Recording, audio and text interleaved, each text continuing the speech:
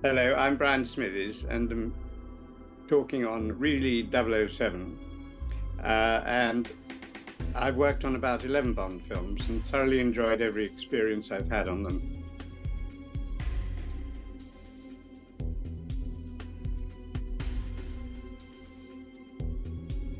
Welcome to the Really 007 podcast for this behind the camera interview with visual and special effects artist Brian Smithies. Now, Brian has over 40 years experience in the industry, specialising in miniatures and models, as well as contributing to classic TV series like Thunderbirds, iconic movies like Superman, Aliens and Amadeus, and franchises such as Harry Potter. He has worked on, we think, 11 James Bond films. Now, that's an unbelievable amount. Brian will try and remember all of them and all the different jobs he's done as we chat. But we think his first one was Diamonds Are Forever, which was, of course, Sean in 1971, all the way through to Pierce Brosnan's last film, Die Another Day. So what an amazing, decades and decades of work in the industry. And he's also been nominated for 2 BAFTA awards as well. So quite a glittering career for Brian.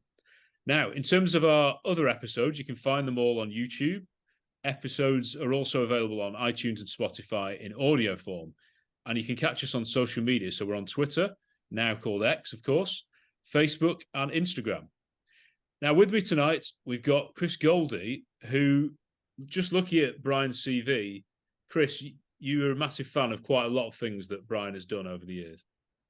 Yes, I think it's fair to say that the career spans quite a lot of genres and some really great filmmakers, like you say, and touching on working with some great, like Richard Donner and obviously like David Lynch and stuff. So yeah, there's a lot in there that is I'm very excited about. Great to have you on the show, Brian. How are you doing this evening? I'm all right, thanks. Yeah. No, let's roll. Let's roll, yeah. So how did you get into the industry? Like when you were a young lad, how on earth did it all begin? Well, I was very interested in science at school, biology, chemistry, and physics. And all these things, of course, are essential parts of everything to do with special effects. But I also had a great interest in art, sculpture and painting. And when I left school, I actually went to Kingston Art School. I was there for, doing a basic NDD course. And a young lady I was courting got herself up the duff. Well, I got her up the duff, actually.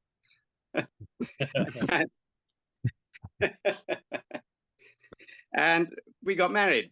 So I had to get a proper job. Well, another person in the same course we were doing, she suggested, she just started work at something called, I think at the time it wasn't Century 21, it was AP Films. That's right. And she was working there they just started doing something called Thunderbirds. They hadn't started shooting yet, and she thought it would probably help with household bills and so on, nappies. If I got a job there, which paid rather better than being an artist. Oh, before I did that, I was actually working for a company, and I did 2 cats for the promotion of Cleopatra, 2 giant cats, Egyptian cat type cats. Mm-hmm. And I did a load of hieroglyphics for the promotion of, the premiere. Oh.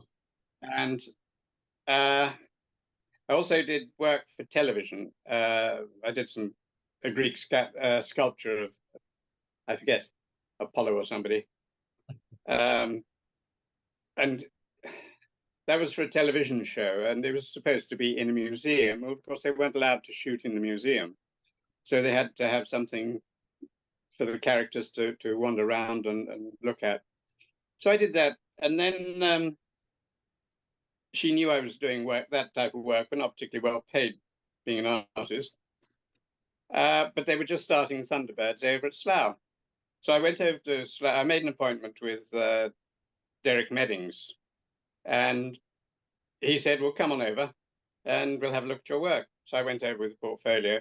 I got over the railway bridge on Slough and looked at the Slough estate and thought, bloody hell, do I want to work here? It was a beautiful sunny day, but there was a grey fog over the whole of the estate. It was really dismal. But I carried on. I thought, well, I'm here now. Let's go and see Derek. And I carried on and met Derek. And he immediately we got on very well and offered me the job. So I joined Derek, mainly on the full models in those days. You know, there wasn't any live action or anything. And the puppet side was a totally separate unit. So it was working directly with Derek. And because I'd been to art school and everything else, he got me sort of preparing models. Models that were made in the model workshop then needed to be dressed, pipework and signs and dirtied down to make them look believable. And that was my job. We also used to go out to get raw material. We had a library of hedges, sheds, dustbins. I had a crew of 2. And we used to get all these things made up, ready and on shelves, so that anything that was needed to dress the set, trees, road signs, you name it. They were all there, and they just had to go straight out on the set and get blown up. So we never really had a dull moment.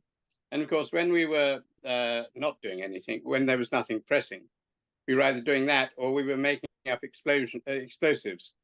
Because in those days, although you weren't allowed to, we used to make most of our own bangs, and we'd use a mixture of chemicals to create what looked realistic on the set. So we used things like titanium garniture and magnesium chippings, and obviously gunpowder, either smokeless or ordinary gunpowder. And we would also use naphthalene, all things which, of course, you're not supposed to. You can't even buy now, I don't think. But you're not supposed to manufacture your own fireworks these days, certainly. No. And I remember years later, I was chairman of the special effects section for a while, and we tried to get a meeting with a Dr. Black, I think he was, from the Home Office, to try and have the laws changed so that in the film industry we could do our own explosions and break the law. And he came down and we had a long meeting, and he eventually said, look, there's nothing I can really do to help you. He said, what I would like to say is that I understand you have to do it this way, but don't let us know. Yeah. That was his answer. So we carried on the way we were. These days, I think it'd be very much more serious if you were caught doing that. But in those days, that was the attitude that the civil servants had, which was a healthy working attitude, because the one thing we didn't want was an accident. Yeah. So we could vary the strength of the wrappings that we bound the gunpowder charges up with. And they were all quite small anyway. So, I mean, they were nothing. Because we could mix things in with it, you had white smoke as well as black smoke. And you'd have streamers coming out, which would be the magnesium on fire or the titanium garniture. And they'd be going out, spraying out like you would get in a full-size explosion. And each explosion looked different and interesting because it had more than just yellow flame, a ball of yellow flame and black smoke. We had, lots of white smoke in there, and it brought it all to life and gave it a better scale too. I worked on Thunderbirds, worked on the films, Thunderbird Go and Thunderbird 6. I'd sort of built a sufficiently strong workshop to carry on preparing and doing things and set a whole style. And then I went on to Doppelganger with Derek, and Ian Wingrove was his sort of right hand on that. And we had a rocket which was about 6 foot, 6, 7 foot. And that was pulled up on a wire from an overhead crane. I think it was on a cherry picker, actually. Anyway, in the background, if we kept the camera low, and the rocket, of course, was raised on a raised concrete slab. If we'd gone another few feet higher, of course, you would have seen the Britwell trading estate behind. Right. That was fun because it was very challenging to get the realism. And we experimented with different rocket motors. And I think Shmuley provided the rocket motors, and somebody else provided the magnesium to get the burning white heat. We had the rocket motors to give us the thrusting power, and the magnesium to give us the white heat. And that was also drawn down into the eddy of the rocket motors. It looked very effective. And also, when we blew it up again, we used charges that we'd made up. I forget what the last one was. Was it UFO or something? Yeah, because obviously I was going to say that you must have had quite a good working relationship with Jerry Anderson, because you'd obviously worked with him on quite a lot of projects. How was he to work with? My main working relationship was with Derek. Right. Okay. And we had a very good working relationship. I enjoyed it too, and learned an awful lot, obviously, from him, because he'd come up through map painting and everything else with Les Bowie. So there was, you mentioned Doppelganger. I think I was just looking it up now. I think it's called, I don't know if he had changed his title, if it had a different title in the US. Journey to the Far Side of the Sun. Is that the one with Ian Hendry? That was the American title. That's the American title, right. Okay. The working title we had was Doppelganger. Right. Okay. I think there was some doubt. No, I wouldn't say it. Anyway. Yeah. Yeah. Well, tell us about Derek. What was Derek like as a chap, as well as a worker, a workmate? Oh, he was lovely. A very nice chap. I really enjoyed working with him. He was good at jokes.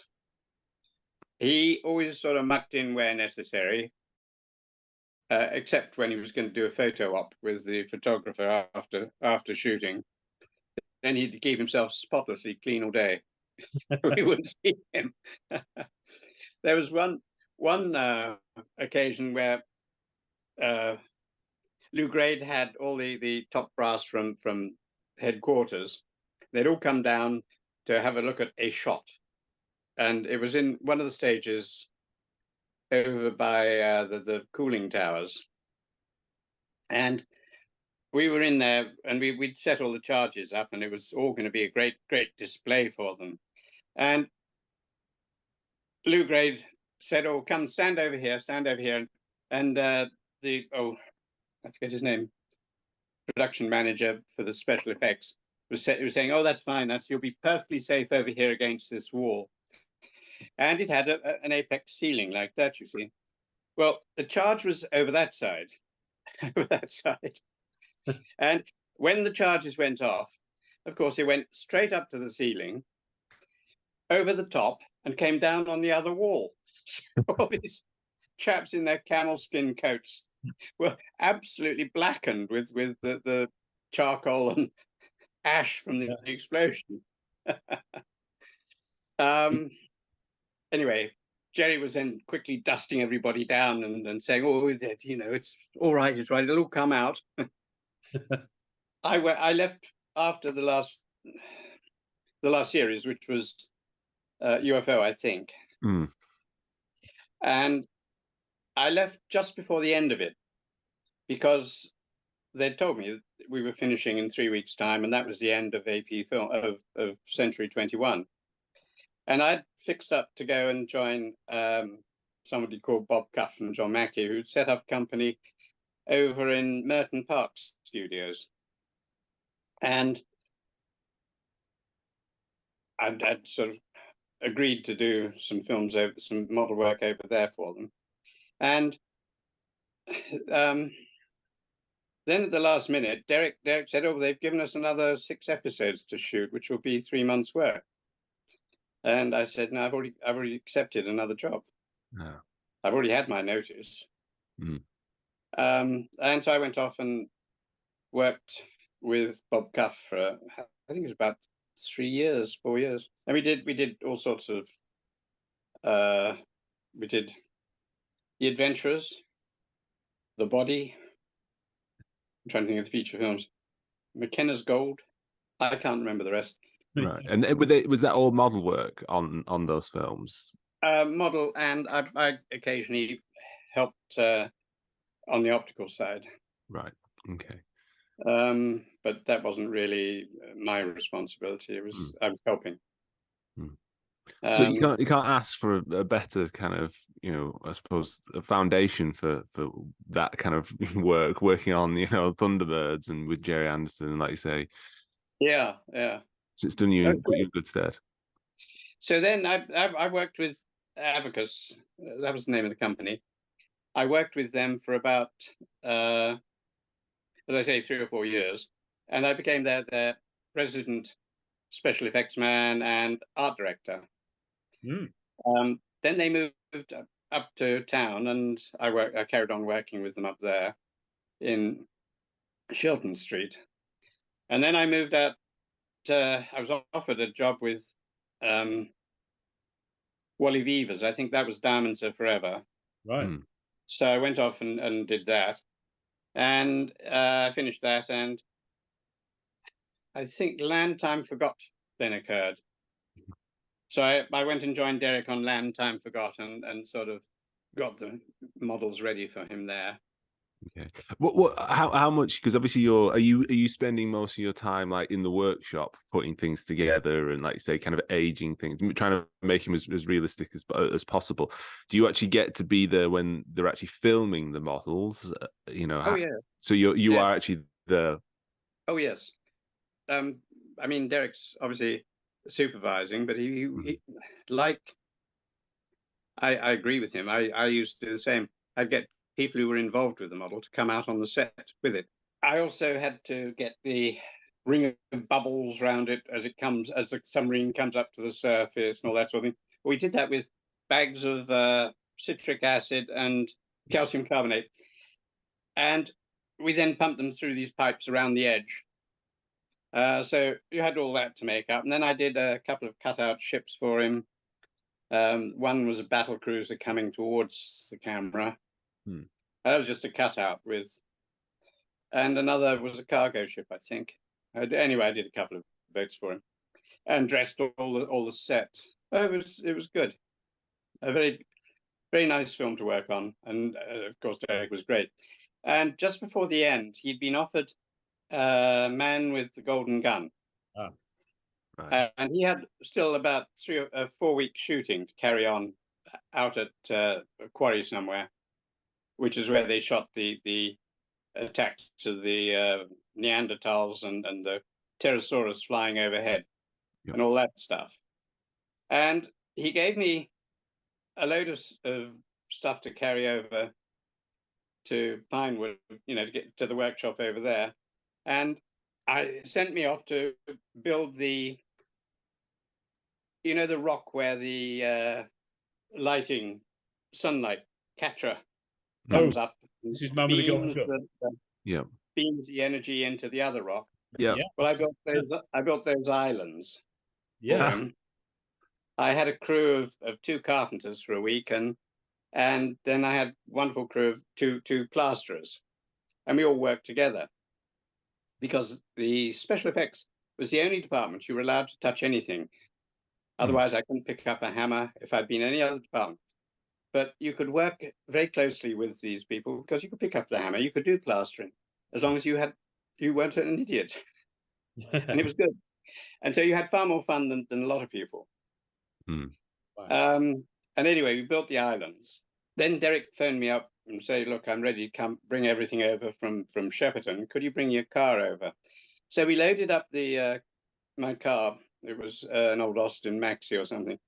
And we loaded it up with guns, hand grenades, sticks of phony dynamite, you name it. It was all the pyrotechnic side, and there were some real detonators there, but they were just for bullet hits and things. They were small stuff. And when we get to London Airport, there's the ring road that used to go around the north side of the. No, it used to go past where the Concorde hangar is, and it would drive round there, and you'd come out onto the A4. So I gaily pull in there, and there are tanks, there are Saracen armored cars, there are soldiers, there are police, all crawling over everything, and a huge line of traffic. Well, I couldn't very well turn around and make a runner for it. I'd get shot to Kingdom Come.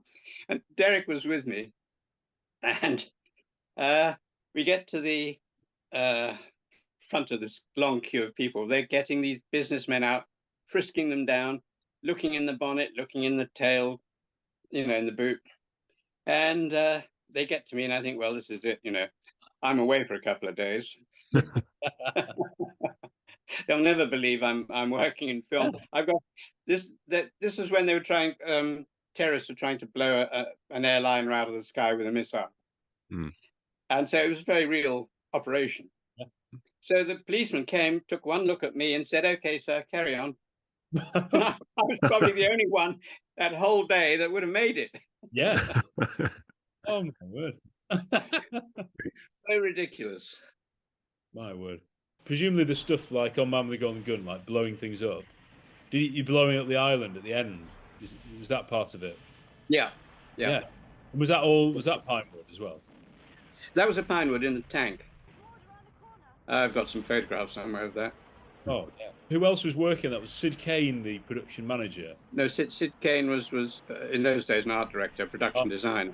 Right. I can't remember all the names.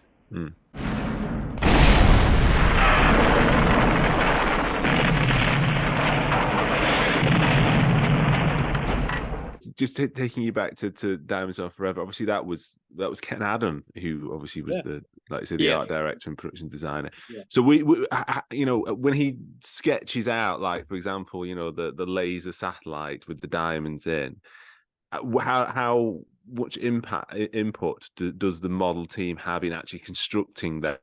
Which is essentially that was split up basically. There was another company that was involved in, if you like, the basic shape of an aluminium tube with an end plate on it, or an end plate at each end, and a mounting point. Front end was cut out basics. Then the whole lot had to be dressed, and the front facing had to be with pipes and junction boxes and connectors, and then dirtied down, as it just blasted through the atmosphere. Yeah. Well, whatever it is, your friend Blofeld's controlling it now.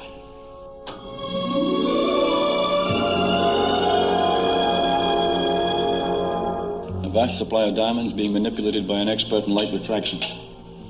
The first laser beam is generated through a diamond, and if old Metz deserves 1/10 of his reputation, the power of that thing could be incredible. And Blofeld's got it. It is that real detail, isn't it? That obviously it sells it, doesn't it? Like you say, that dirty, making it look used and kind of aged. Without that, it doesn't have that that tactileness that obviously that models have. Is one thing that is so enjoyable about them, is you can see how intricately made they are, and that there is maybe a scorch mark here, or some dust or what have you. That must have been quite enjoyable. I thoroughly enjoyed all that sort of thing. But in those days too, we didn't actually work from photographs very much, from plans very much. We worked from photographs. Because for a lot of these things, it was impossible to get hold of plans, but you had to copy and match the live action one. So you go and take a whole load of photographs, and then you would scale down to whatever size you wanted, and do the detail, build the model and do the detail, according to your judgment. How much involvement did you have with the actual shooting of the scenes, the actual shooting of the miniatures themselves? Oh, well, as I say, everything, I was there much of the time. And we had very small, very compact crews in those days. We had possibly 5 or 6 people, and that was it. And that was making and dressing and everything else, and doing the pyrotechnics. We had very, very limited crews. And mind you, the camera crew was the same. Yeah. The camera crew would have a crew of 4, 5, possibly. and they would have one camera, unless it was a big shot. And then they might be able to talk the producer into letting another camera come on set. Right. And do you have the actual footage from the first unit there to sort of compare it with at all? But one of the most important things, I think, was anybody was able to go to rushes. If the plasterers wanted to go to see their work, they were allowed to go to rushes. Good. And, everyone was allowed to go to see the rushes. And this was the most important training ground, because you know exactly what will be seen and what won't be seen. And if you over detail some things, it looks ridiculous because it looks like a toy. So you allow a softness in the detail in places or for certain shots. And you have a scale of color and a scale of diminishing detail, which is also relevant to how you shoot it. Yeah. If a thing is going to be in the background, you see, I'm looking at your face now, and your face is dominant. That's what I'm looking at. It's sharp, it's focused. The background's all a bit soft. Well, if the models in the background are as sharp as you are, it's wrong. Yeah. It looks like a model. You can't get away with it. Yeah. And also there's a falling off of color. If you hold a piece of red, say, that matches a car right in front of you, and the car drives off a few hundred yards away, and you hold that red up to the car and compare it to the sample in your hand, you'll find there's a difference. It's gone softer. And slightly missed it out. And we used to achieve, obviously, a lot of that with smoke on the set. And we'd use burnt oil, drifting on the set through fans. And this did give you some sort of fall off. And we also used soft focus filters of various sorts, fog filters, and that also helped to stop things being too sharp. One of the problems with I think a lot of the digital work is that it is sharp focus from front to back. And no one has been brought up watching rushes and seeing how ridiculous it looks. Yeah. And how they can improve it. Yeah, for you, being an artist and having an artist eye and understanding like depth of field and like you say that, but then so you're creating something that's physical. So when you move it, how close it is to that camera lens is completely different. But if you're trying to do that in a computer, that must be, like you say, that's where it kind of falls down. I've always felt that obviously, I've always preferred models because it's actually being shot through that lens, and even like I say, even, it is always just much better, I think, to have models, and I do think that there are limitations to models, like having miniature foregrounds and things. You have to shoot it a specific way, but I do think that those parameters is also creative. You have to be more creative because you have to do it a certain way, as opposed to like solving it in post-production using computers. You can just worry about it later, and it's like, well, we'll just brush that out and do this. And I think that when you're doing it kind of in camera, it's a completely different experience, just for obviously for the viewer. Also a lot cheaper. Well, yes. And you can see it the next morning.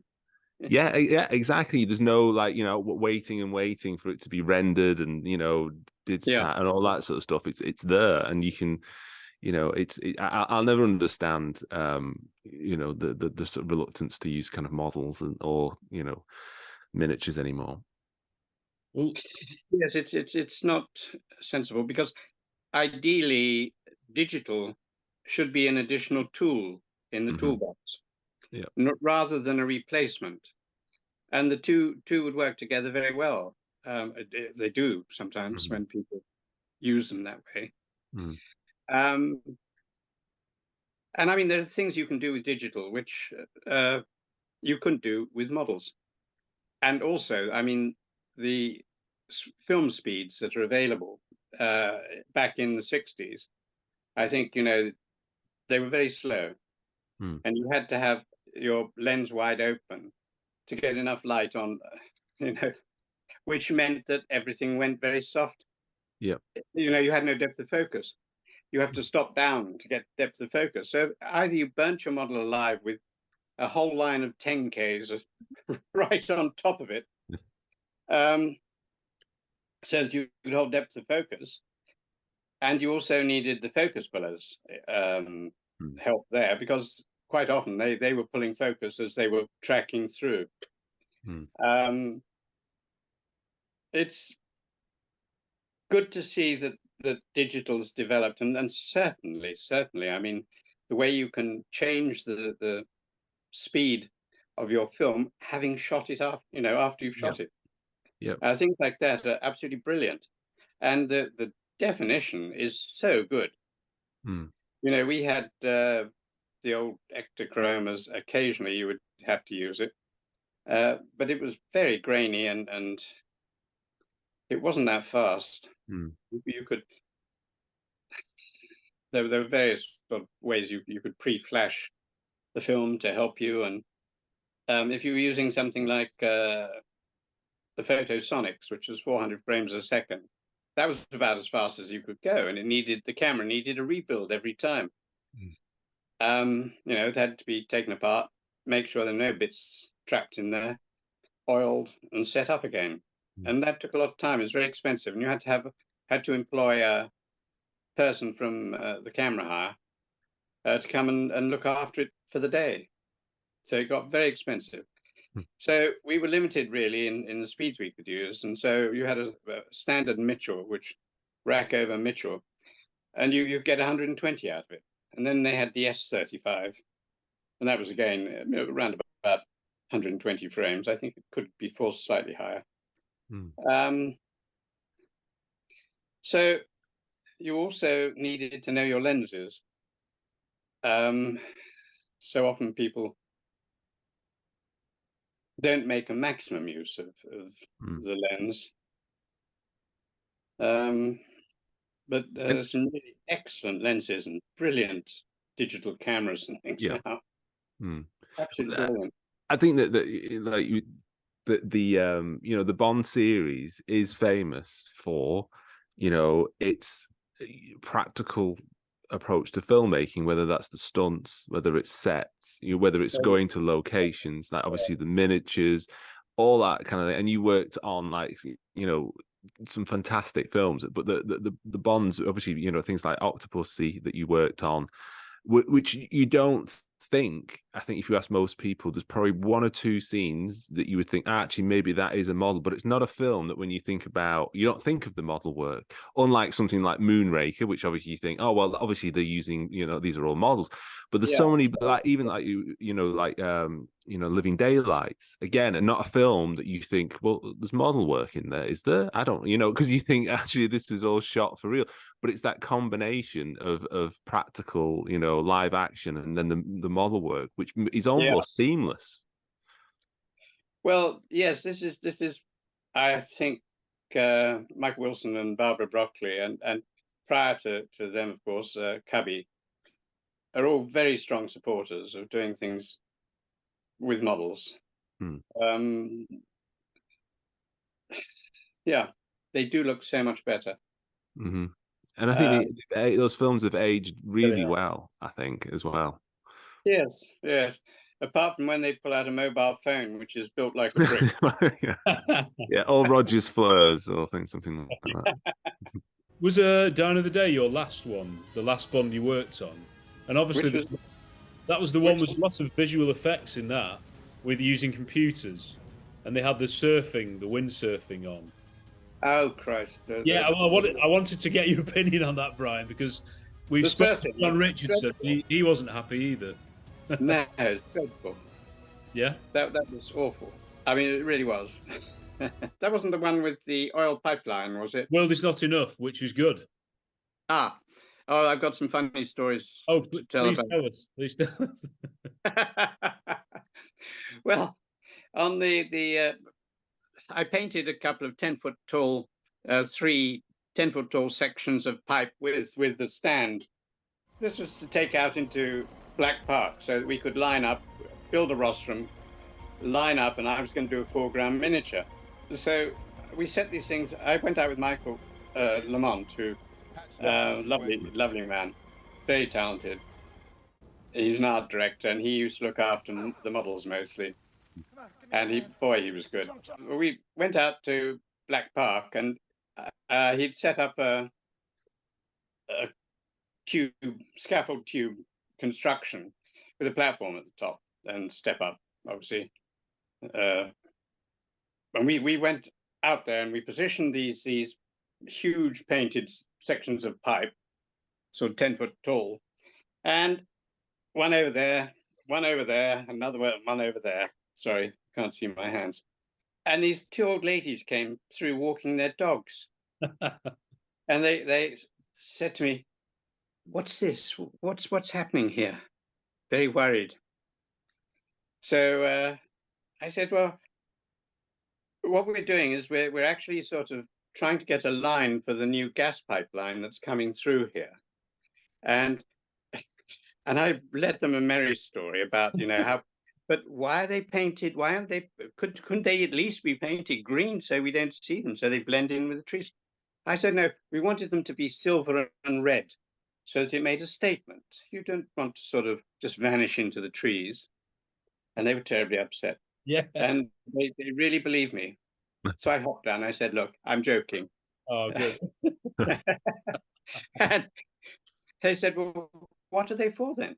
I said, it's for the new Bond film. And we're setting up a false pipeline here and a foreground miniature here. And they said, oh, go on with you. You're joking, aren't you? Yeah. They wouldn't believe that. Yeah, that was marvelous. Absolutely brilliant. There's one critical element here I may have overlooked. What, more plutonium? No. Beluga. Caviar. There's a lot of good stuff on that film, actually. There's the submarine, I know, as well. There's a bit of... Did you ever do underwater things like that? I didn't go out to the Bahamas on that. No, I'd love to have done that because I had a lot of fun out in the Bahamas on Spy Who Loved Me. Oh, did you? Oh, right. So, yes. Tell us about that, because you talking to you before, you'd almost forgotten you'd worked on The Spy Who Loved Me. No, it just wasn't on my list. Yeah.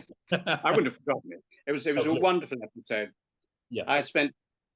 Derek sent me out to Bahamas, and we went to the south side there. Not Lyford Key. We had a shed there on the edge of a canal that had been blasted for a marina, but the marina had never been built, so there was this debris-lined canal, and there was a shed there which they'd used for the blasting, and that became our headquarters. So we painted up a big sign, put it up in front of the gate on the other side of the canal, saying Palmwood Studios, and very good. That became our base. And I had a wonderful crew of pinewood technicians. I think there were 2, possibly 3 plasterers, 2 riggers, about maybe 3 carpenters, 4 carpenters. And then there were a couple of other members of there was one other, actually, Plug Shut, who went out with me. And I ran the sort of preparation of the models, The Spy Who Loved Me. And we prefabricated the boat, the tanker, back in England in, I don't know, 10-foot sections, which could then be shipped out and then joined up out there and the hulls made good. But it was built as a catamaran, basically, although it doesn't look like it, and doors opening at the front so that we could get the submarines in and out. And the submarines were also basically built back in England, but then they had to be completed and finished and everything done to them, ready to get them film worthy.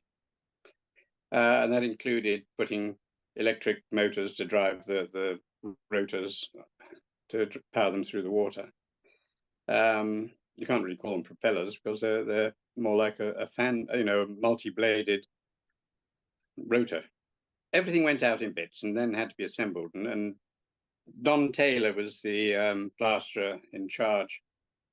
Absolutely brilliant plasterer. Wonderful man.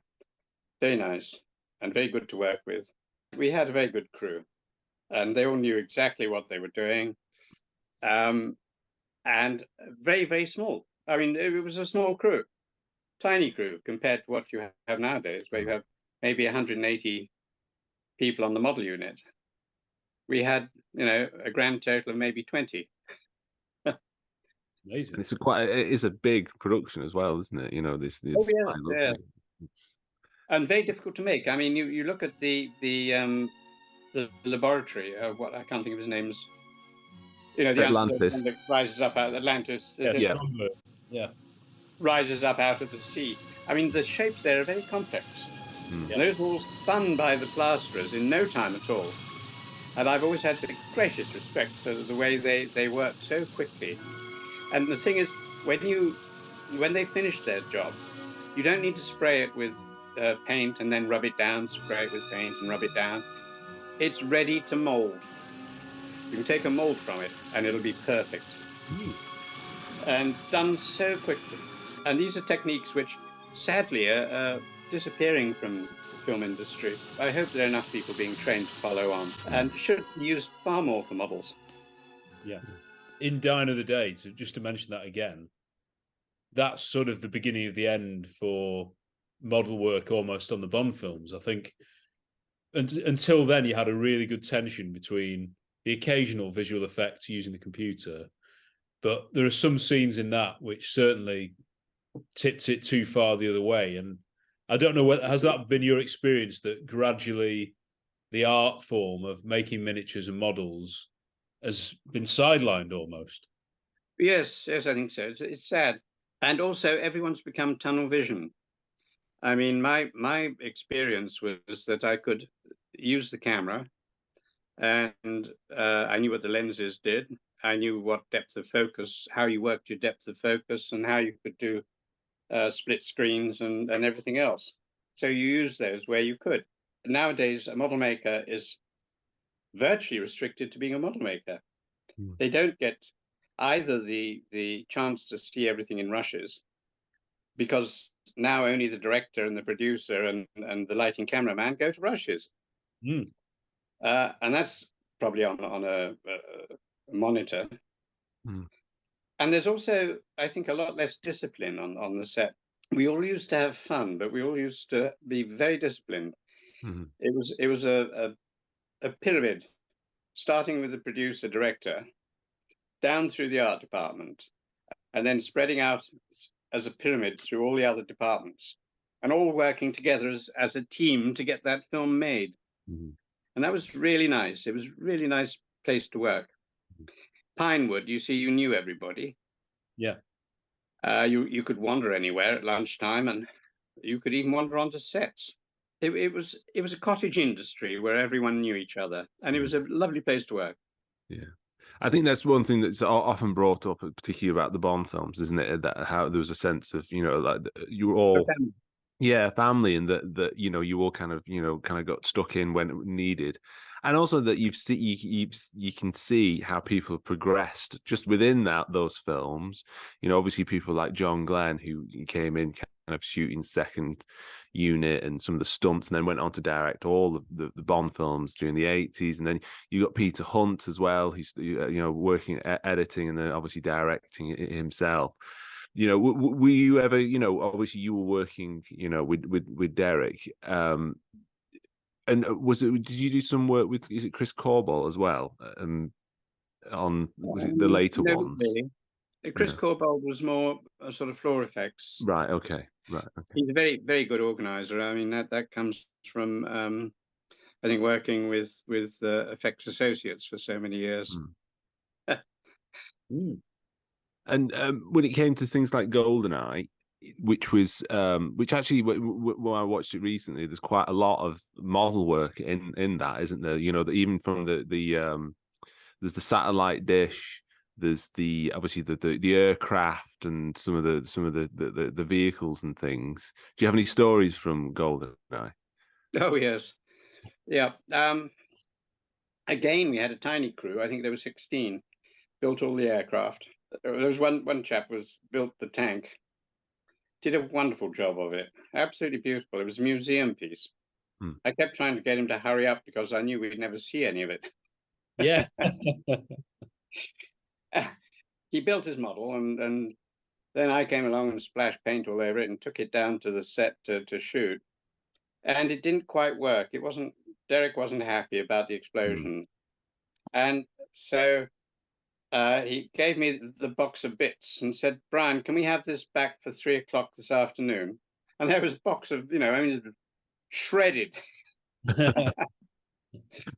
And fortunately, there was enough of the basic shape of the tank that was left, which we could then lash everything onto. So I'd get back up to the workshop, and lovely chap, very, very talented model maker. He took one look at this box of stuff and said, oh, that better go in the bin, I think. And I said, no, Derek wants it for 3 o'clock this afternoon. He laughed and said, oh, I started off saying, how long will it take to fix this? He said, about 3 to 6 weeks. So Derek wants it back on the set at 3 o'clock. He laughed. I said, no, I mean it. He said, you can't mean it. So I said, look, I'll give you a hand. And doing all the things we used to do with Thunderbirds, where you'd sort of make good with a bit of plasticine, drag it over the top, a bit of gaffer tape over this bit here, because it's got badly burnt or gone. And then finally give it a spray of paint, took it down on the set. To be honest with you, it looked more believable the next day when we saw rushes.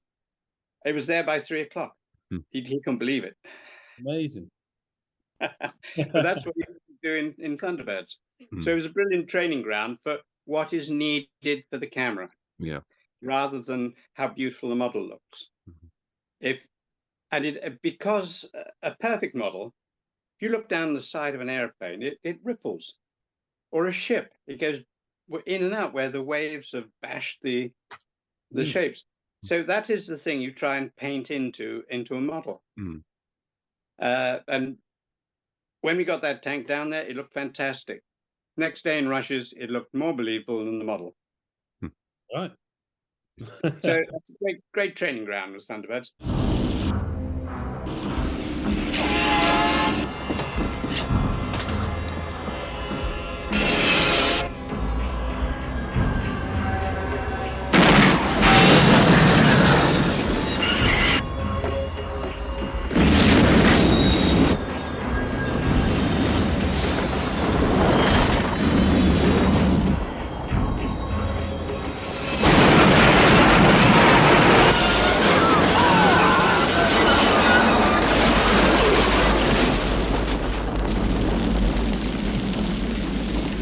And then we had the MiG fighters. Yes. And we had a man from the ministry who came down and said, we've had complaints that you've imported a MiG fighter illegally. And we had this brilliant scenic artist, Brian Bishop, and he'd painted 3 MiGs, MiG-29s, and he'd done them on the ground, and he drew them out with a bit of charcoal and then painted them in. Had the riggers stand them up outside the door where they were going to be filmed, where the pilots would rush through out to the planes. And you wouldn't know those weren't real planes. Their best response time is 19 minutes. They'll be late.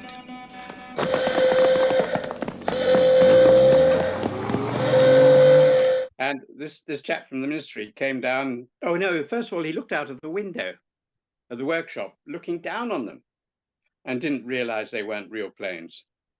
And he said, there they are, they're down there. I can see them. So I took him downstairs, and I opened the door where they were that looked out on them. And I said, there they are. He said, yes, I can see them. And It was only when he went up to them and in effect almost touched them that he believed that they weren't real. That was brilliant, brilliant painting. Yeah. And then Amazing. scene on top of the mountain where the we drive off. plane drops over the edge. Yep. Yeah. Well, that scene we actually shot as a tiny scale miniature, the building and the background around it. Mm-hmm. And again, Brian Bishop painted the mountains, and you wouldn't credit them as being anything but the real thing. That's just painting. And the model, of course, was a tiny scale. I think it was probably 72nd scale. It was tiny. Wow. And we shot that, and then had a photo cutout put on a glass, and then cut out to line up with a bit of live action set that had been built down on the end of the runway at Leavesden. Obviously, Bond couldn't go out of the cutout bit. Yeah. So that was clear glass. And he could run along that bit, which was the runway, the width of the runway, plenty of room. And then you see him running down the runway with the Pilatus porter and, the motorbike bit and all that. And that's a tiny model that's just been stuck on a glass and has the runway cut out. All the rest was painted or model. And a huge saving. Huge. And then the little airplane, it had a wingspan of about that much.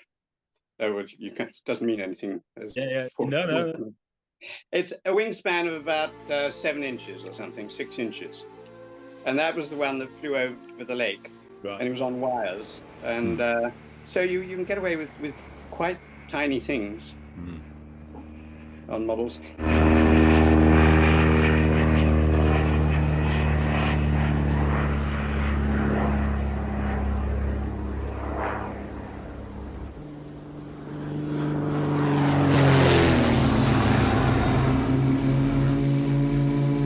Turn 10 degrees south, bearing 184. Yes, sir.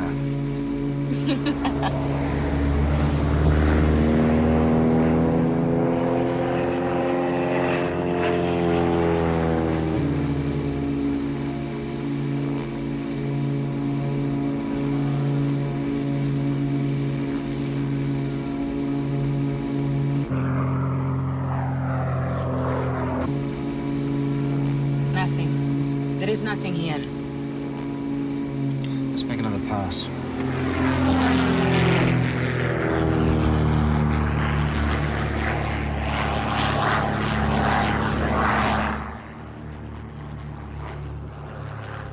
The other thing, we built they had the huge 7-hour dish. You had, I think it was 14-foot diameter, and of course far too big to fit on a lorry, so we had it made like orange segments.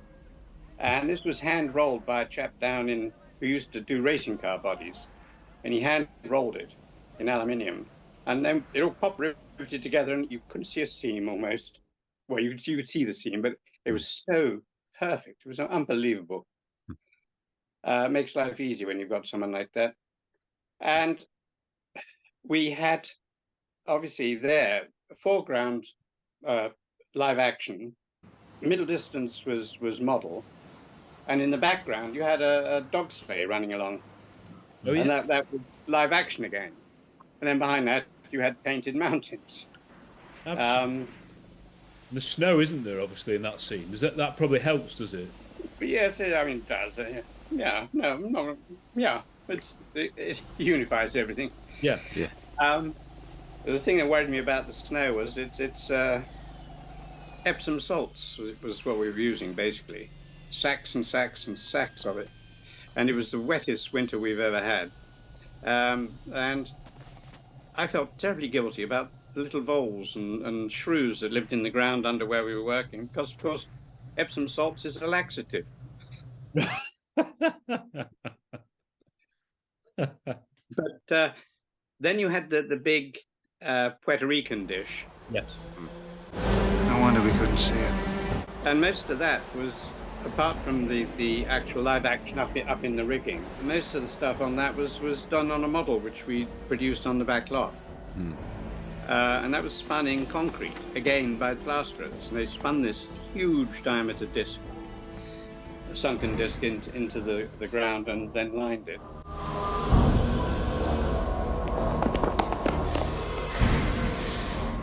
Getting ready to signal the satellite. How do you stop it? The transmitter above the And again, it had a painted effect on it to look like the same as the Puerto Rican one. Because originally, the art department wanted me to, have a proper wire mesh dish. Well, of course, it wouldn't have been workable. Couldn't have worked on it. Because you had to go in and set things and take the overhead gantry down and work on that, repair it or whatever. And so we decided to paint it. The chap who painted it was Brian Bishop, who did this great job. When we did the final, we had the columns rise up hydraulically, and the final bit where the helicopter comes up to the dish, the overhead structure, and flies off again. All that was done with very small models and tiny figures.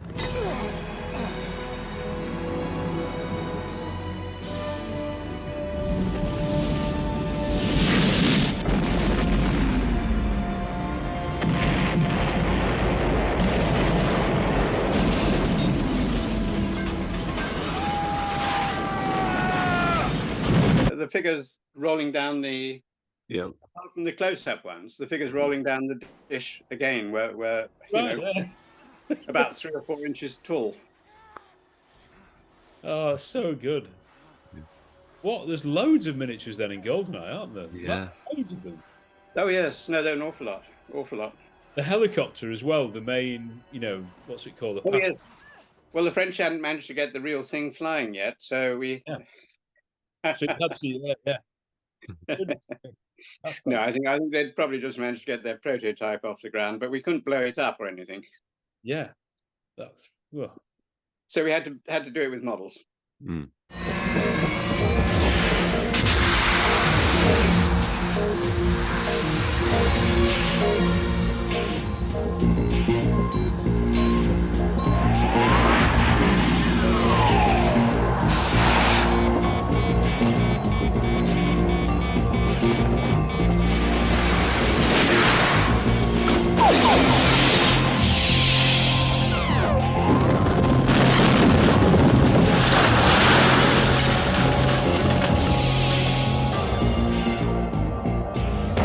And we had, again, parachutes coming down with the 2 figures and things like that. And that was all model.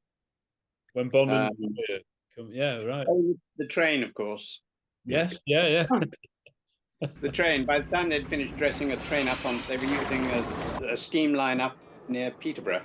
Yeah, Neen Valley. Neen Valley Railway. Only Bond. He's going to derail us. Full speed! Jump! Full speed!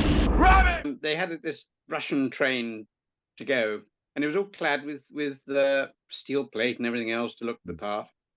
And it was too heavy to go on the track. So we had to build a model. Probably would have had to have done that anyway, just to hit the tank and blow up. They couldn't have done that really full size. Well, they could have, but it wouldn't have been a happy result. Yeah, so that was GoldenEye, really. Yeah, and you've worked on outside the Bond series. You've worked on some fantastic kind of films, like you should say, like obviously Superman, a modern classic, and you worked on Dune, which is obviously David Lynch's film, which had mixed experience, I think, for him on that, wasn't there? But how was your experience on it? I loved it. I loved it. I love David Lynch. I mean, he's a lovely man. So, and Raffaella was a brilliant producer. And the tragedy really was that it was too big a film to squeeze into 2.25 hours. You had 5 hours of film there. And it would you had good cutoff points, you had good reference points, forward and backward, dream sequences and things like that. They could have done that, I think.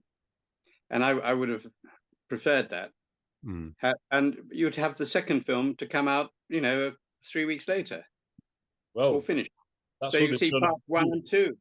Yeah, they've the remake.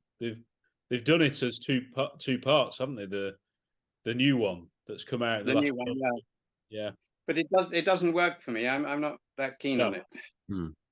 I think every time I watch it, I'm always like just blown away just how like I do think like the first like 2/3 of it are just brilliant, and it just kind of loses because it loses its steam because it's just too much. Like you say, trying to condense so much in that it kind of loses its way. It gets a bit messy towards the end. I'll tell you, I arrived in Mexico when I took the film over, and John Dykstra had left the film, and he'd spent most of the money, and there wasn't much left for what we had to do. I turn up. I'm allowed a crew of 5 Europeans or 6 Europeans, and the rest had to be Mexicans, of course, who were not experienced. So I ended up with a wonderful Mexican crew, which, I showed them what I wanted, and they picked it up immediately. They were lovely people. And we had a great team, but tiny. I mean, I had a crew of about 25, maybe. And as I say, I had about 6 Europeans, stroke Americans. And I had a brilliant plasterer again there, and he did the face of the Gidi Prime oil refinery.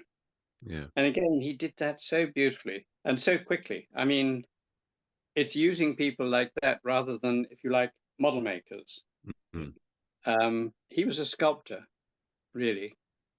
And I think he practiced as a sculptor stroke plasterer. But he was able to create any shape you wanted and do it so quickly, and it was finished, ready to cast. Saved us weeks of work. And he did the same for the Spice Harvester.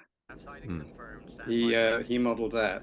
Of all the films that you've worked on, and like I say, it's an incredible filmography. Which one do you think of actually? If I had to, if this was going to enter this work for a prize, what's the best kind of piece of work that you feel that you've done on any of these productions? So the one that you really, if you had to say what's the best work you've done, you'd say this is the example I would give. That's difficult, and one can't really sort of let your enjoyment of the film worry. I enjoyed most of them. I was very lucky to have, lovely crews, and I jumped in at the deep end on Superman. That was the first thing I'd actually directed. The miniature, the unit. But I had all my own ideas, and I'd worked with Derek all the way through on the other bit. And then they had terrible problems with vibration on all the Starship stuff, so I had to do all that again. And then various other bits. And my first lighting cameraman was actually, as model unit director, was Jeff Unwin, who was, he'd just finished the main unit, and he was going over to Paris, and somebody else was taking over the shooting. But he had a week or two to spare, so he came and joined me as my first lighting cameraman. So here you are, you're a novice, and he's highly experienced. Yeah. And I said to him, well, how do you think we ought to light this? And he said, Brian, you're the director, you tell me. It was right. He was absolutely right. I knew what I wanted. A lovely man, very, very, very, very nice chap. And Richard Donner as well. You only ever hear really nice things about him. Yes, he was great. We were setting up a shot, where they zoom in on a Krypton city, and you pass through the clouds and everything like that, and then you go into Krypton, and then it gets bigger and bigger, and then you cut again to a shot where it's really close to, and then you're inside, and there's this spinning thing with the 3 prisoners in. It's a long time since I've seen it, so it may not be. I don't know. My memory isn't all that good, really. No, I think you. Yeah. I remember. Anyway, I'd set this shot up, and it was very, very delicate. In those days, you didn't have all this fancy equipment, and I had a rack over. No, it wasn't a rack. It was actually an S-35 Mitchell, and I had a great camera crew, and they'd try anything. And we'd set up this shot where I had 2 glasses that moved to give a parallax, to give depth of field for the clouds, bit of smoke, And then you come through the smoke and everything clears and the glass is clear, so that you can then zoom in on Krypton City. And of course, we've done several of these shots. And then we're lining up to do another one, and Dick Donner comes up behind me and says, smacks me on the back just as we're about to do the delicate bit on the zoom, says, "How are you doing, kid?" Next morning, you know, when we were looking at rushes, one of the shots we'd gone in on, the Krypton City, there was this blue bottle, a big blue bottle, sitting on Krypton City itself. Oh, and it filled the screen. It just showed the camera, you know, the quality of the camera work, that they actually helped focus on it. But no one had noticed it. No, I think we couldn't have anyone on. I don't think we could have anyone on because of the delicacy of the shake. So it had to be absolutely smooth. So no one could ride on the dolly. Anyway, however, this blue bottle was filled the screen, and of course it brought the theater down. Another shot was a very good bit of learning. We had the Krypton Sun to do. Les Bowie and his cameraman, I was doing the effects with it was a film can with titanium tetrachloride. No, not titanium tetra. The old one, cleaning fluid we used, the lethal one that kills you. And we had powdered aluminium in it and a 2K lamp underneath to heat it, and a 2K lamp shining down on top with a red filter to give us the red coloring. And we turned over, and the sun came up on the screen, and next day on the screen, and it was red, but it was dull. There was no life in it. We tried everything. We put more lights on top. What happens with the dry cleaning fluid, it used to bubble up because it was boiling, and carry the aluminium up, and it gave you those swells of fire that you get on the surface of the sun. You know, there's huge eruptions of clouds of hydrogen, and that's what it looked like. So it worked very well, except it wasn't bright. And we then did a test where we went from zero, start, right up to 120 frames, and held it there for the length we needed for the shot, and then brought the speed down to zero. The color did not change at all. We were using a full red on the sun. And so what we did, we changed completely the approach, because obviously we were only using the red layer of the film. And you've got the cyan and yellow, which were being ignored. And so we shot it without a filter, and then sent that to the labs and told them to color it. And it came back brilliant. Right. But you forget these things, don't you? Movie magic. Yes, movie magic. And was John Glenn on that film with you as well? He was the editor, I think. Yeah, he was editor, I think, in the second unit. Director. Yes. Yeah. You must have worked with him over the years quite a bit. Yes. Lovely man. Very nice. Very good editor. Yes. Yes. I'm trying to think of some of the other Bonds that you must have worked on. So you've met Live and Let Die was one, was it? Yes. What was that story? That was the one, the blaxploitation one in New Orleans and New York. Oh, with the speedboats. Yes. Yes. Right. Yeah. Louisiana. Yes. Yeah. So what did you do on that film then? I'm trying to remember. The drugs was in those poppy fields, and I don't. That's right. I built the poppy fields. James Bond on a triangular wing. Yeah, the thing where he flies into the. Yeah. He took that with him as a souvenir when he finished the film. Who, Roger? Yes. Oh, I love it. Brilliant. Fantastic. Did you know Roger at all well, Brian? Yes, he was very nice person. I liked him a lot.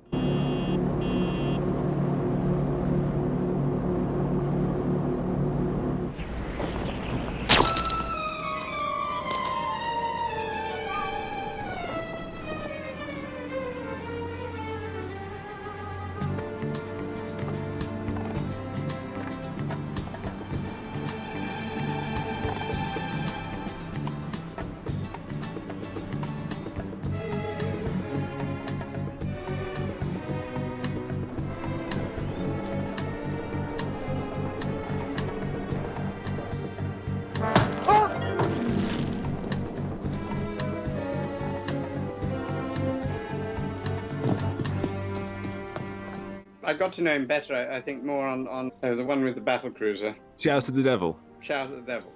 Yeah, that was a Peter Hunt one, wasn't it? Yes, he directed it. Mm-hmm.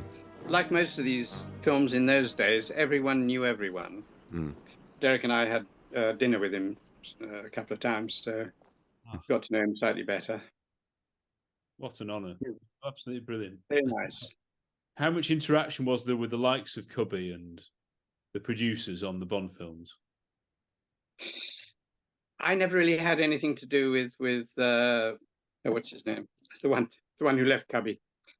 Harry Saltzman. Oh, Harry Saltzman. Yeah. Saltzman. I never had much to do with Saltzman, but I think he left on after Diamonds Are Forever. Yeah, I think the ones you did, he would only have been in that one perhaps properly. Yeah, I think after that he wasn't there. But Cubby, he was a very, very nice man, and had his finger on the pulse of everything that was happening. He was a very good producer. Mm. Very nice. He came out, had a holiday in the Bahamas when we were doing Spy Who Loved Me with the family, and Michael Wilson was out there as sort of production manager, I suppose, really. Yes, they were very nice family. Very nice. Because by the time you came back for GoldenEye, Cubby had just died, hadn't he?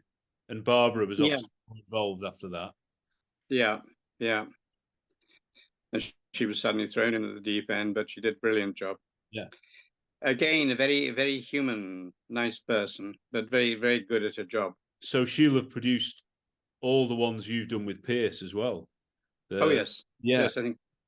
So was she quite hands-on with everybody? Yes. I mean, she, again, was always, looking around the set and workshops and things. She was a very, very human, a nice person. Yeah, I liked her. Yeah. And have you seen the most recent ones, Brian? Have you seen the most recent Bond films? Yes, I have. What did you think about them? Well, there are some very good moments in them. Yeah. I would like to have seen less of the CGI. Yes. And more of the storytelling, because what's happened now is that the CGI has become the story. And I think this happens on most films. It's about making a bigger bang and a bigger, more exciting chase or whatever in each film, and trying to increase that level rather than the story. And I think it's a shame to lose sight of the story. That's probably the worst thing, I think, in a lot of modern filmmaking, is the story has become secondary to the special effects. It's nice when they work together rather than one dominating the other. Yes, it's nice for everyone, all the special effects people who are working, but it's not good storytelling, good filmmaking.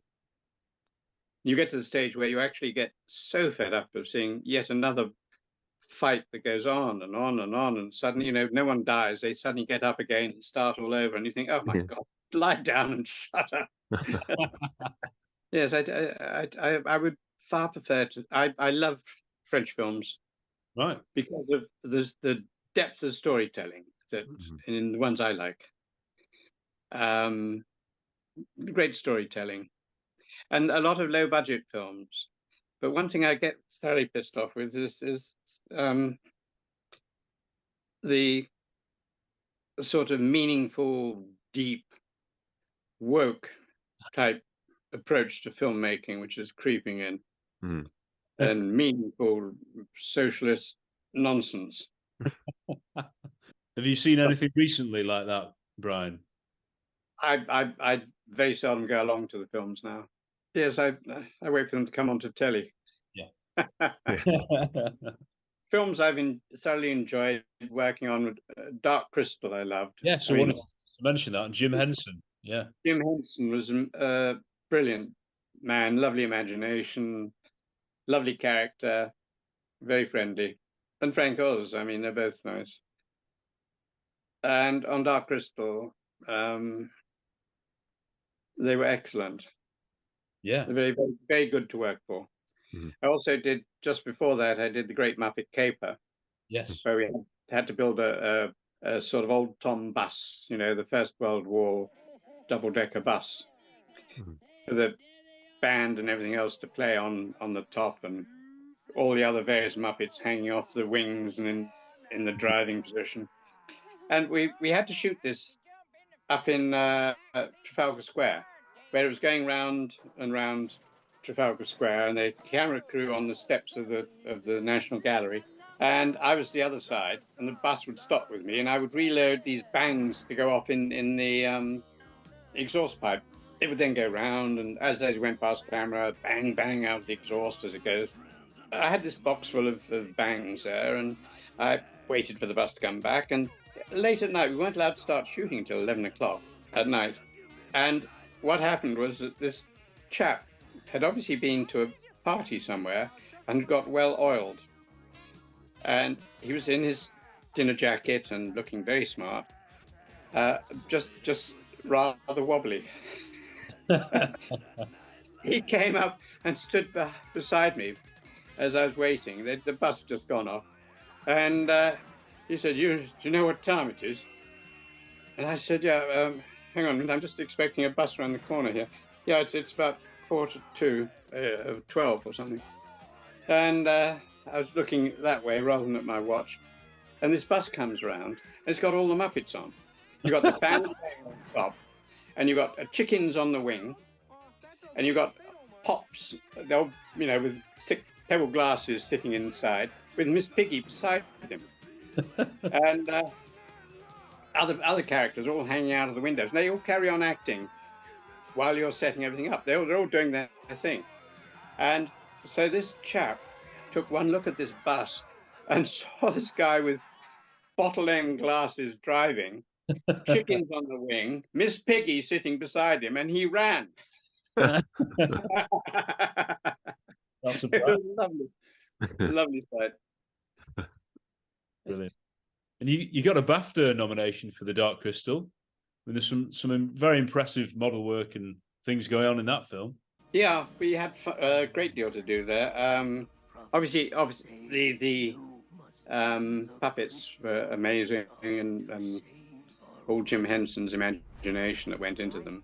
And then we had, obviously, every set was a dress set with special effects, art department, all working together. We had water effects, smoke effects, steam effects, and I directed the model unit. Amazing. As well. The scene of Aughra's. One of the mystics rubs his hand over a bowl, and Aughra's crystal palace forms up. Mm-hmm. And then a crystal forms out of the same bowl. That's just coming up for sale at one of the film memorabilia sales. Right. Have you kept anything from your films? I've still got various bits and pieces and storyboards and things.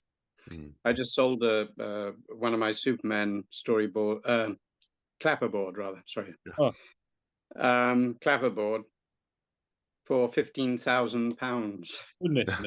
Yeah. Well, that was Superman, and my clapperboard went for £15,000, and Dick Donner's with I forget the name of the lighting camera, and it was the one I mentioned earlier, Jeffrey Unsworth. It was Dick Donner and Jeffrey Unsworth. That clapperboard went for about 5,000 or 6,000. Oh, right, well done. Very well done. Yeah. So many miniatures you've done. We mentioned before we were recording the Living Daylights and the bridge in Afghanistan. Was that quite complicated because all the different types of shots you had to use, and the horses and the live action? No, that well, I mean, yes, the overall thing was complicated, but my contribution to the shot was the bridge and the gorge, and that was started in England and finished in Morocco. You went to Morocco filming, yeah.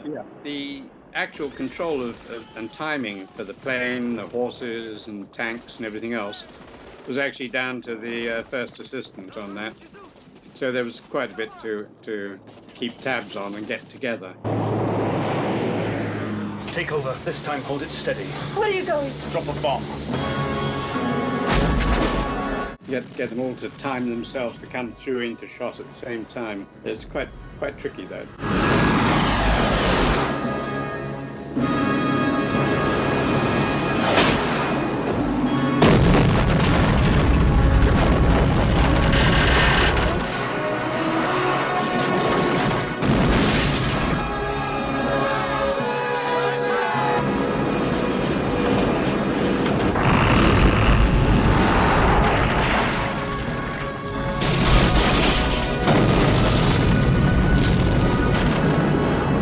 When I was setting the bridge up, I was dumped out in the middle of nowhere with my sandwiches and a bottle of water. One day, I was hidden behind some reeds, and this beautiful voice of a young girl with some goats, and the bells were ringing and everything else. And I think I just stopped to have some lunch. And she walked through. She didn't know I was there, and she was singing some Berber song, and it was a lovely experience. And here, the goats bleating and the bells ringing and the song, and otherwise it was totally silent. And that's one of the things in the desert that you can experience is absolute silence. The sound, not a lack of sound, but the sound of silence. Yes, it has its own definition. Beautiful, amazing. John Richardson, we've spoken to him.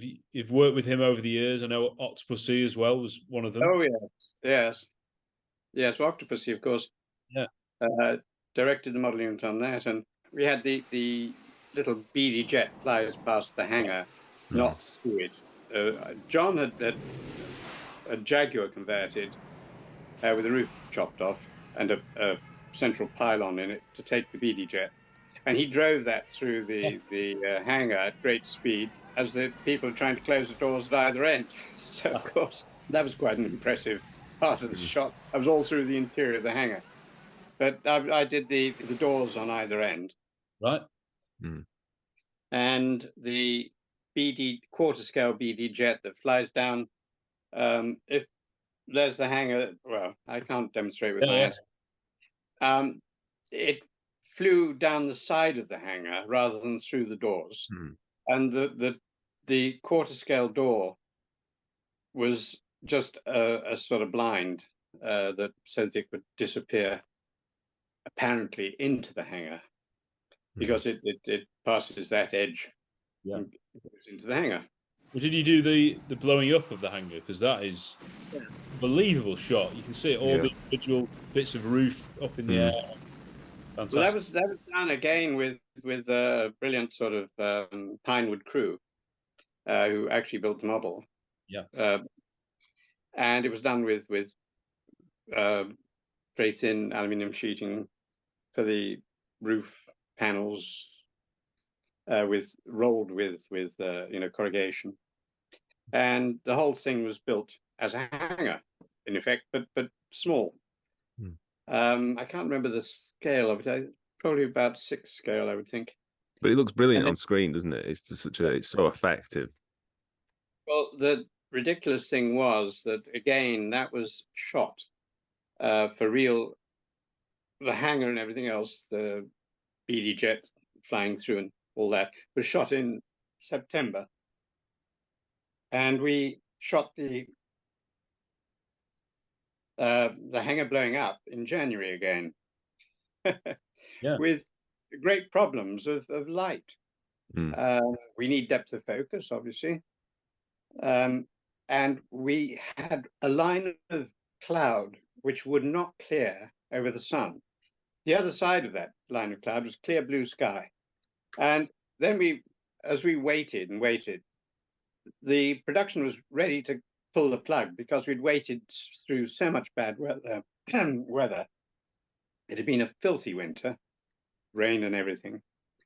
And we waited and waited. And we noticed there's a little chink in the cloud. It was just like a cutout, like a sugar bowl, missing on that long edge of cloud that was just creeping across the sun. We all got ready, and the moment it came in, the sun came into that sugar bowl cutout, we turned over and shot it, and it was fine. You can hear loads of our other episodes on iTunes, Spotify, and our YouTube channel, where we have interviews, special episodes, and reviews of all the Bond films. Simply search Really 007 Pod, and you should find loads of weird and wonderful content. Aliens, well, yeah. What a film. Yes, I finished another film, and around about that time on Aliens, there had been a bit of a bust-up with LAFX and the production, and they parted company. I think they'd probably got 2 shots in the can over a long time shooting. The camera crew were totally demoralized. No, I shouldn't be saying all this. No, it's fine. Anyway, I was asked to take over with Brian Johnson doing the opticals, the CGI, or whatever you care to call it. I took over on the floor, and in effect directed the miniature unit. Amazing. Would that be the exteriors of the sort of the base they're on, and also some of the vehicles, wouldn't it? Yeah. So there's what was the car? I think I remember. Isn't that like adapted from an aircraft? Yeah, the thing that drags the aircraft around. They actually had one, which they bought from, I suppose, London Airport. I don't know where. Peter Lamont was the production designer. Brilliant job he did. I think it was full of lead, or it could have been mercury. Whatever it was very heavy. So they had to take all that out so it didn't go through the studio floor. And probably selling it probably paid for the vehicle anyway. Yeah. That was then adapted with, various plates welded on and shapes. And the whole film was the most extraordinary achievement, because the price it was done for was, so cheap, unbelievably cheap. And for the, production value was superb. Yeah. No, I think it is. It's also, again, like building on that world that obviously Ridley Scott had created the first one, sort of like taking it a little bit further and upping up, obviously making it a larger scale, but not losing, like like I say, that world that they've created. Well, Jim Cameron was a brilliant director because he understood what could be done with models. He I think it started in the special effects department and worked on from there. And so he had a great ability, and he had a couple of good people there. The Skotak brothers were good, and they did some nice stuff. Otherwise, LAFX really had done a fairly dismal job on it. I found myself in a position where I'd been offered 3 films to take them over, and I really didn't want to do that. You're picking up somebody else's mess. Yeah. But in fact, we got it all done, and it worked very well. I think that a lot of that was down to Jim Cameron. But when I first joined the film, I was told, "Oh, you can't go and talk to Jim Cameron. He doesn't like people to do that." I said, "Well, how the hell am I going to do the job? How am I going to pick up the bits?" So I went onto the stage and saw Jim, and I said, "Look, Jim, this is the way I would like to do it." And he said, "Oh, great. Last I can relax." Yeah. There you go. And the next day we had stuff in the can, and every day after that we had stuff in the can. So it worked. And Jim would come along and make his comments, and we would modify something if he wanted it modified. But he had a great eye. He had a good vision. His great strong point was, like all good directors, he had a good eye. Yeah. And he's very creative, and he's done some brilliant work. Yeah. I was also invited to go out and join him on The Deep, was it? Oh, The Abyss. Which they shot in some disused nuclear power station. I think that was a bit of a nightmare, wasn't it, for a production? I think all that underwater stuff pretty much pushed everyone over the edge. Yes. I mean, but again, great vision from him. Yeah, and yeah, exactly. Like it feels believable, absolutely believable. No, it was a good film. And I mean, he's gone from strength to strength. You've given us a lot more time than we expected. You're very kind, Brian. Yeah. Well, no, I enjoyed chatting. Yeah. It's lovely to have the memories. Yeah, well, I hope it's brought some of them back, because there's so many amazing things you've done in your career. Absolutely. I've been very lucky. Yeah. Because we're learning all this for the first time as well. So our listeners will be able to appreciate all the work that you've done and real insight into that kind of world that isn't talked about, or isn't, there aren't many documentaries going into this, for instance. Not many people surviving who've been through it, I suppose. Right, yeah. And it's moved on a bit, hasn't it? As you've said, the industry has moved on a bit. Yes, it has. There's Amadeus, we haven't mentioned. There's quite, I mean, I don't know whether you'll be able to remember all the stuff you've done with the bombs, but you've given us an awful lot. Fantastic. That's brilliant. Thank you, Brian. Thanks so much. Very kind of you. My voice is really... Yeah, it's a long time to be... Yeah. You've done all the talking, so it's generous of your time, Brian. Thank you so much for your time. I enjoyed it as much as you probably did. Yeah, no, it was great. It's so fascinating, and like I say, I think it's so nice to be able to document, your stories, and that the unsung heroes of the series, who don't get the full credit, that, like I say, everyone just thinks of, like you mentioned before, the top of that pyramid. That the only, you forget there's a whole army who work on these films, and it's nice to be able to give people like you, the credit you deserve. So thank you very much for your time. Pleasure. We're all a team, really.